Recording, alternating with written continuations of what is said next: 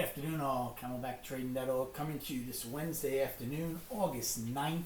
We are looking at Window Trader's market profile of the ES and the NQ.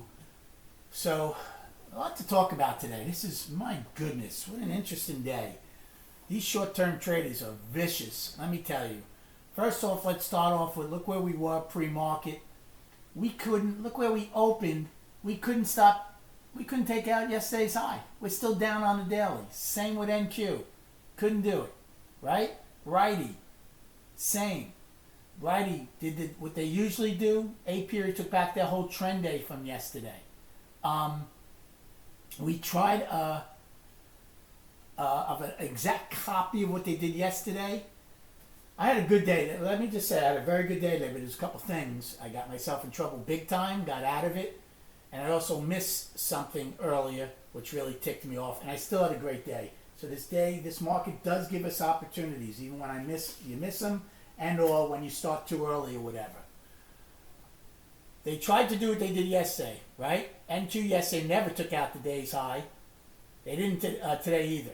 NQ, I would use K as an afternoon rally high today.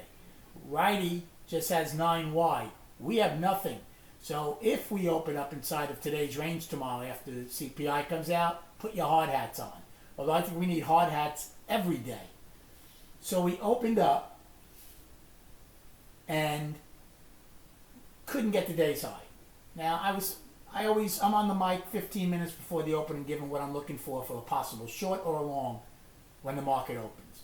I wasn't too keen on shorting yesterday's high, because the overnight high was further away. I said I would, even if we had taken out yesterday's high, I absolutely would have shorted against the overnight high.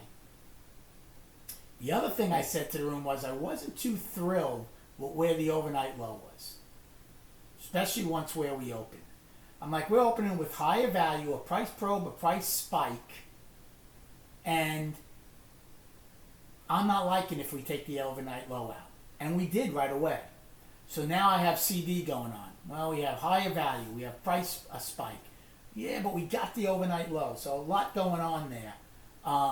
That was early on giving me some indecision what I really wanted to do. So in A period, I did take a long against the price spike and made some on that in ES. I didn't take another trade in ES till E. Now, and I'll get to that in a moment. But I did in NQ, took a long in A when it first pulled back, made 20 points on it when it was pushing back pretty good, but we were getting some pushes up. Now NQ really didn't have anything to lean on, so I took that long the first time against half back when it came back, and I made 20 points on it. Then I didn't do anything in NQ to C period, took a short to break B's low. Did well on that one in C period. Then I took a long in C period. I didn't think we would have single prints. Now we obviously, I didn't think we'd have single prints in B, and we didn't. Made on that one. Then I took the short again when C period started going. We didn't have single prints in B, but then when C started getting below B's low pretty good, got on board for that for 30 points on the short. Now, all this time I didn't do anything in ES. Now I'm going to go back to ES.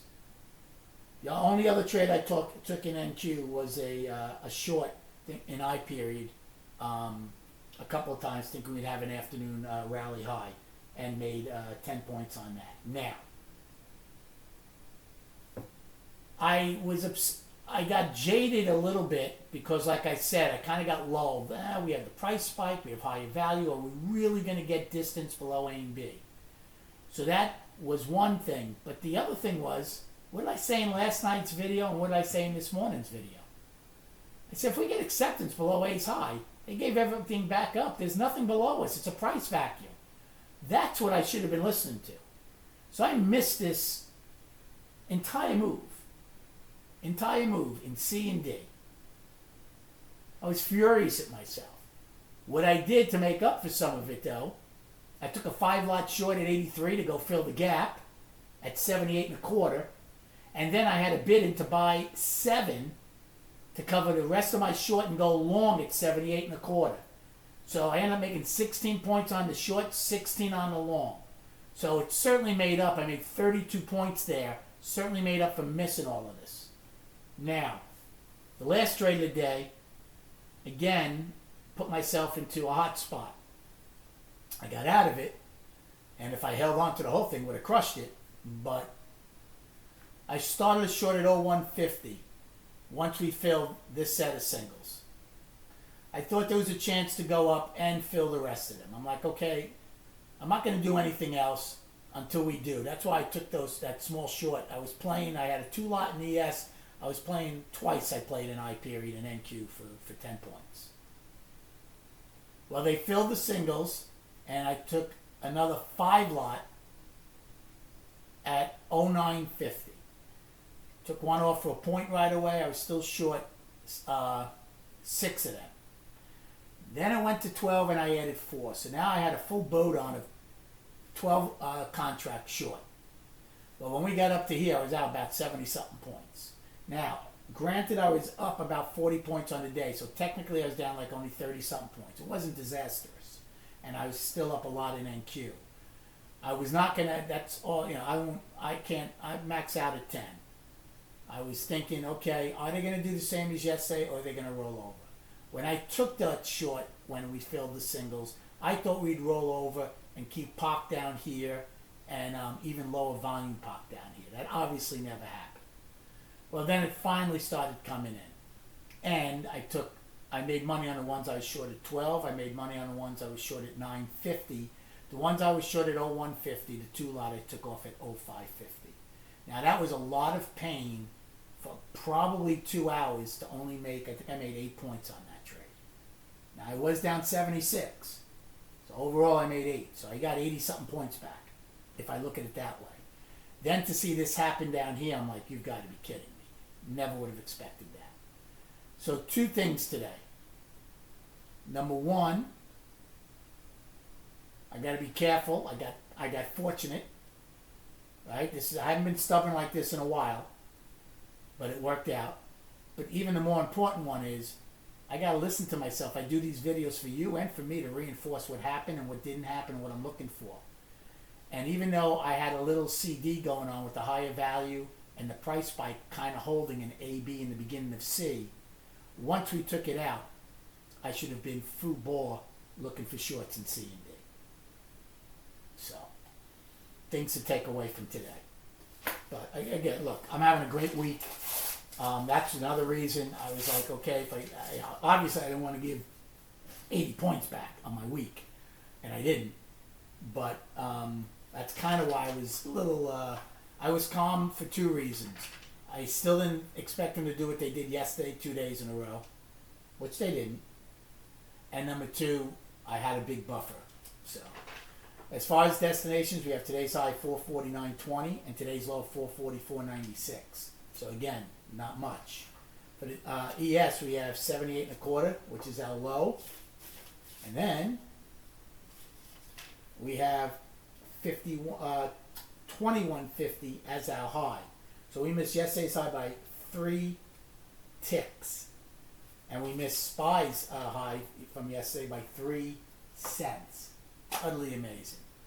I hope, I know this is longer, but I hope it helps to tell you exactly what I was thinking and everything else throughout this day. And then on the weekly, we're down in the weekly, and we're down in the daily. I don't care how much we came back. We're down in the daily. Nothing changes until we take out a daily high. Same with the weekly for now. So we have CPI tomorrow morning. Now, one other thing I've been telling the room that's kind of kept me, and I hope I don't, I got to get out of my head for tomorrow's trading. ES filled that gap, right? They're weak against it. They took it out by a tick. So basically, I could proudly say I bought a tick above the low of the day, 7 contracts. SPY never even got into that gap. Look, SPY's gap gets filled at 442.97. They never even got into it. So I'm still wondering if we get one more flush maybe tomorrow early after CPI, fill SPY's gap,